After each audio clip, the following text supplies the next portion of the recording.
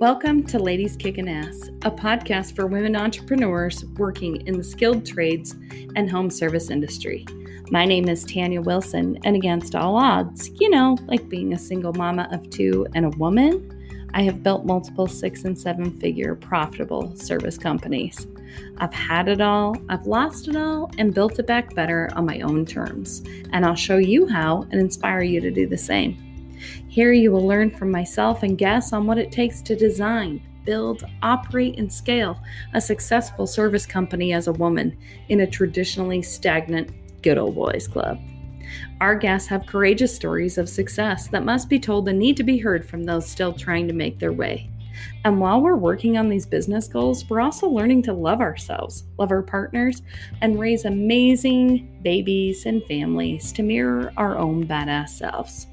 These are all topics that we chat about here. I mean, what's the business without the life that's behind it? Treat yourself, mama. Get comfy, crack the top on your favorite bevy, and spend the next 30 minutes or so with us. Come on, let's learn something new. Again, welcome to the Ladies Kickin Ass podcast.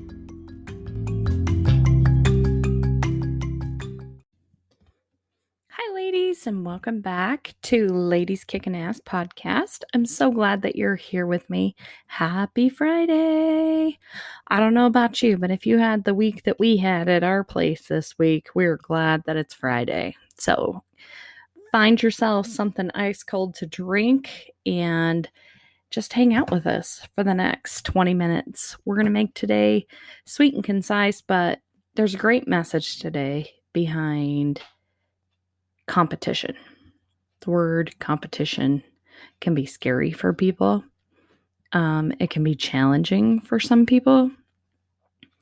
And I think it's something that we need to discuss. I think it's something that people kind of sweep under the rug and they don't really think a whole lot about it until somebody mentions it and then they start talking about it. I think it's something that we do without really paying attention to the fact that we're doing it. And I think there's different ways that we look at competition. I mean, if you're in the home service industry, I think the number one thing when people are like, what's your competition doing? I think people get hung up on that and they start worrying about it. Many times we'll hear through our businesses, your competition is doing it cheaper, or I'm going to call your competition. Or sometimes people just get overwhelmed with the fact that they think there's too much competition. Like with our junk removal business, there seems to be a new company that pops up all the time. But are they really our competition? Or are they another fly-by-night? Somebody had a great idea, so they slapped a magnet on the side of a pickup truck and decided to try their hand at what we do professionally. There are different ways that you have to observe your competition. And I want to talk about that today. I think the word competition should be an inspiring word for your business. I think it's good to have competition. If you don't have any competition, what do you hold yourself accountable for? Whose standards do you hold? How do you view your company in a sea of other companies? And I say this because I think the number one competition that we think about is our competition with other companies. I will tell you that any business has competition. And if you think you don't, you need to go back and check again because everybody has competition. I tell my team often that we vary from our competition because we educate and we are passionate about what we do out in the field, and it shows. We have incredible online reviews that outshine our competition, which prove those things. But I also tell them that we're not stealing jobs from this company. There's plenty of work to go around. We're not trying to be like this company because we want to be original in our own way of how we conduct business and how we carry ourselves out in the field and even through customer service when people call into our companies. through leadership in my businesses, we don't compete against other companies. We are aware of what other companies are doing, but they're not our competition. We do things differently, and there's plenty of room for everyone in every space. If you're concerned about the competition, to me, that tells me that you're doing the exact same things that they are.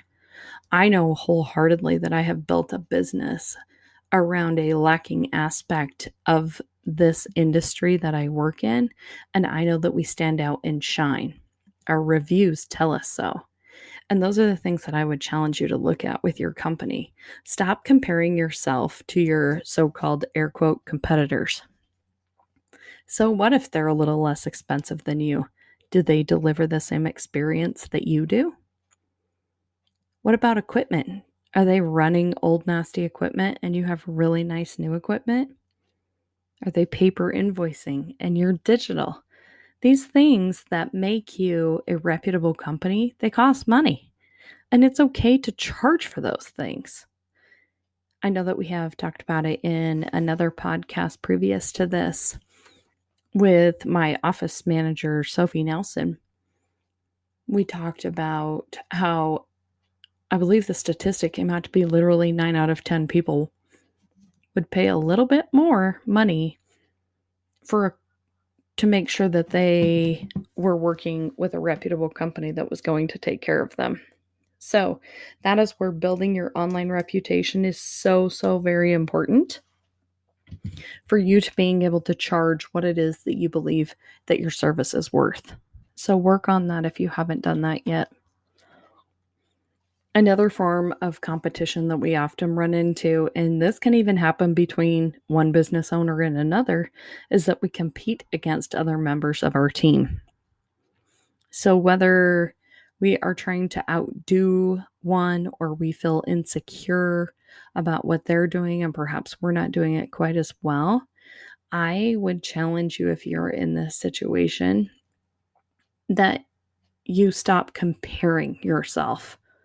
Competition is seriously like you're just stuck in comparison mode.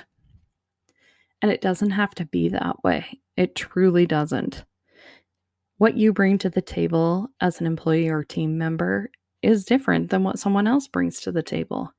And if you would work with that person instead of trying to compete with that person, I guarantee you that you will both become stronger members of the team and be much more admired by your leadership team for doing so. So if you're in that position, be sure to work together and not against each other. There's no competition, there's no I in team. So let's make sure that we're using that fire inside of us for the right reasons. And same thing for business owners. Sometimes some business owners will try to outshine the other one. I just go to work every single day as a business leader and hold my head up high and be proud of what we're doing and what our team is doing and work really hard to make sure that we're improving from the day before that. So make sure and check yourself if you feel like you're constantly comparing or competing with other members of your team. The third thing that I would like to address is competing against a friend. How many of us, probably all of us, have a friend that might be a little bit on the boisterous side? Maybe they're making a whole bunch of money right now, or maybe they have a new car or a new house, or they have a new wife or a smoking hot boyfriend or something. Stop comparing yourself to them. You don't live their life. If you want the things that they are saying that they have, work for them. I think there's great things in finding someone that may be a few steps ahead of you to inspire you to really work hard to get to the level of where you believe they are. But you don't even know that's where they are.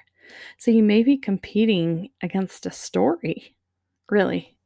More people tell stories than I think is actual real when it comes to the I have this, I have that comparison factor. So make sure that if you've got someone in your close circle, you're not comparing yourself to them. If you think they're steps ahead of you, talk to them and see if they might be able to lend a hand up and help you get to that level of where they are at. But be sure to understand that everybody's road and journey is their own. And we want to really relish in where we're at. I truly believe that you are where you are supposed to be right now for a reason. Understand that and enjoy the ride. Like I said before, success is a feeling, it's not a destination.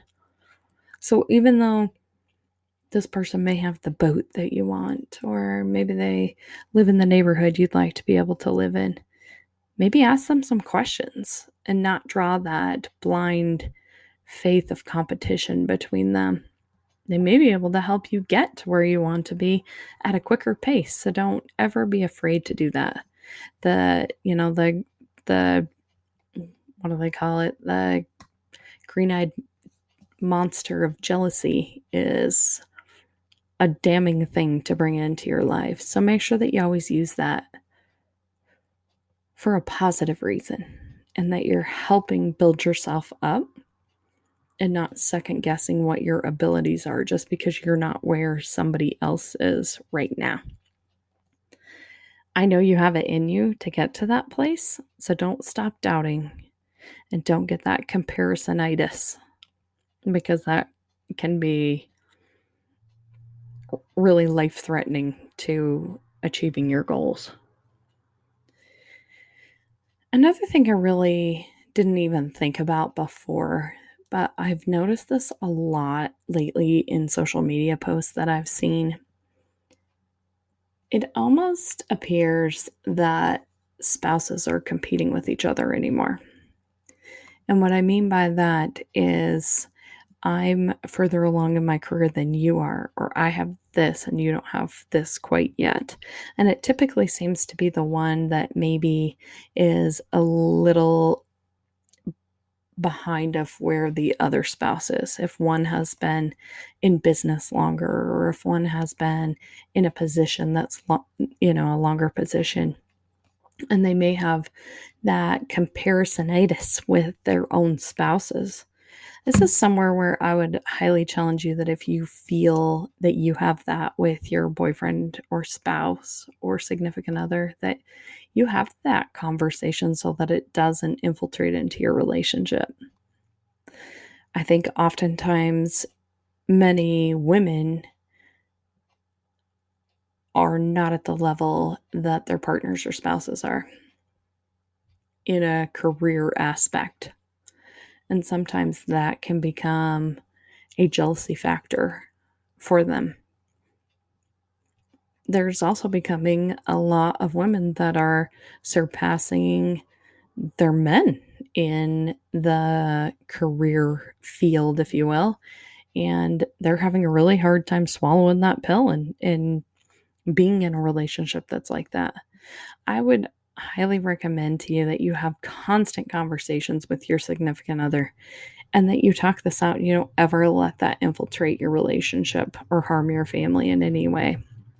It's really quite silly because if you're together in a relationship, you should be doing this for the good of the family and, of course, to achieve your personal goals, but not at the risk of harming or hurting your family. So be sure to have that discussion if you find yourself in that position. And last but certainly not least, I think we hold ourselves to ridiculous standards of what we think we should be, when what we really should be comparing ourselves to is the person we were yesterday. I'm going to say that again.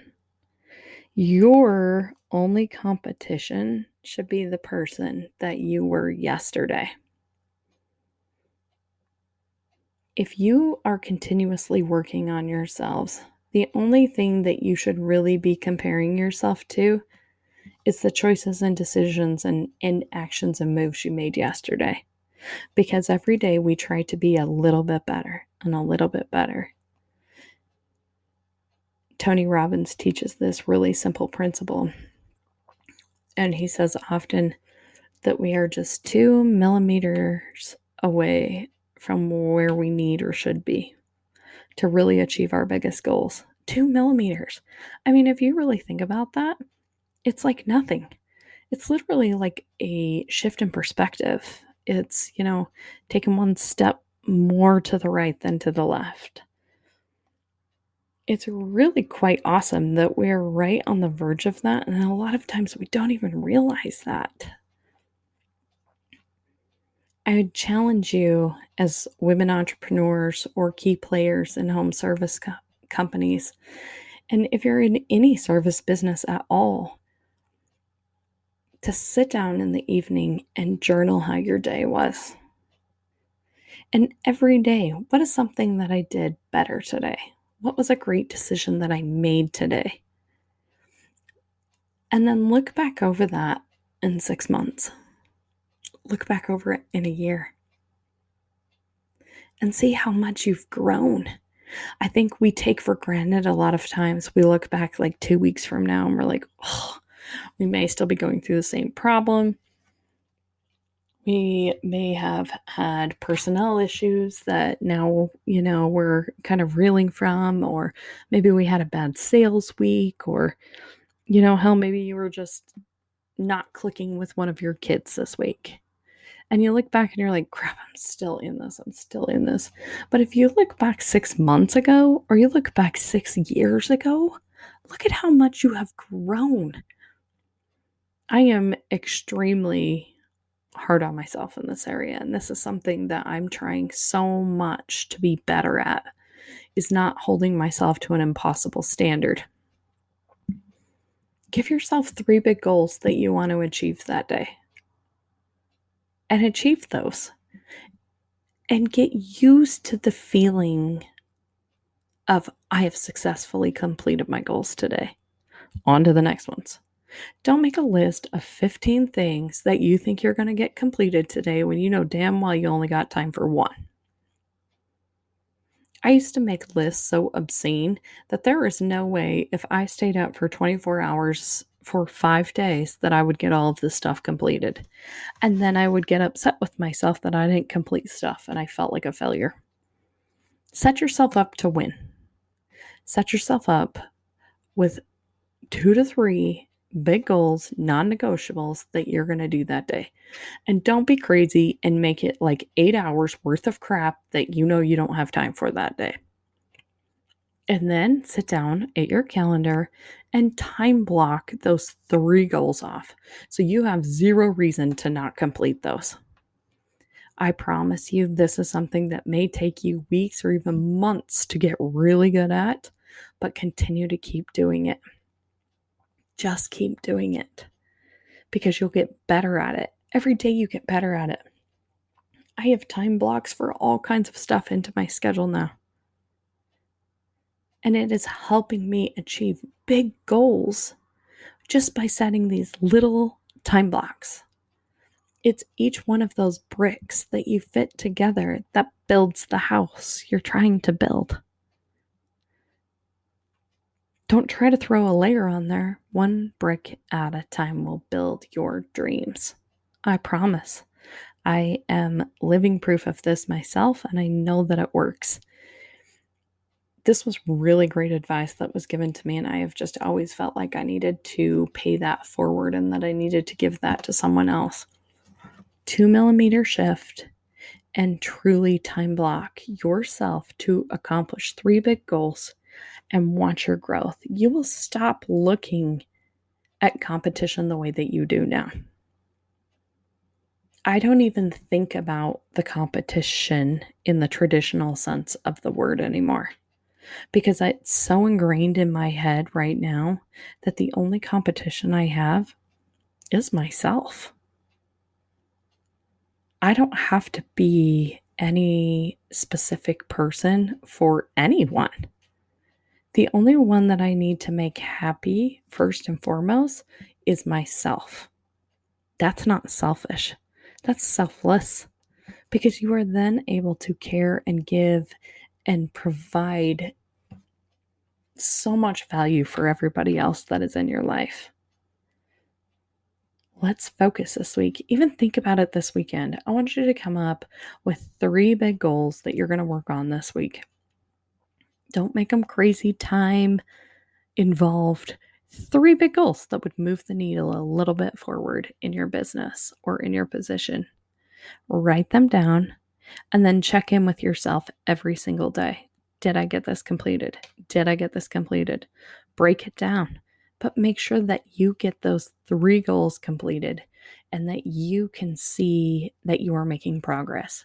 When you write it, you can measure it. You can see it. Put it on a Post-it note. Stick it to your mirror. Stick it in your car. Stick it on your notebook. Doesn't matter where it goes. Just put it somewhere where you can see it.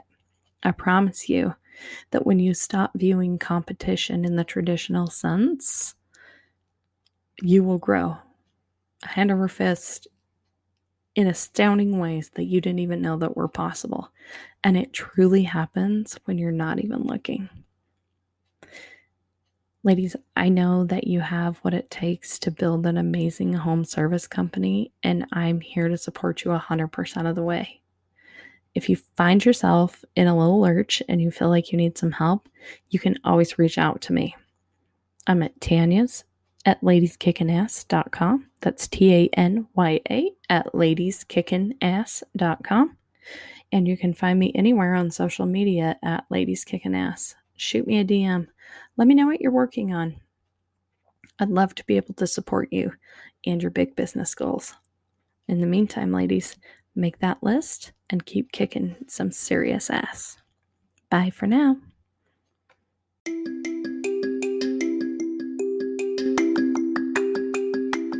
Thank you for listening to another episode of the Ladies Kicking Ass podcast.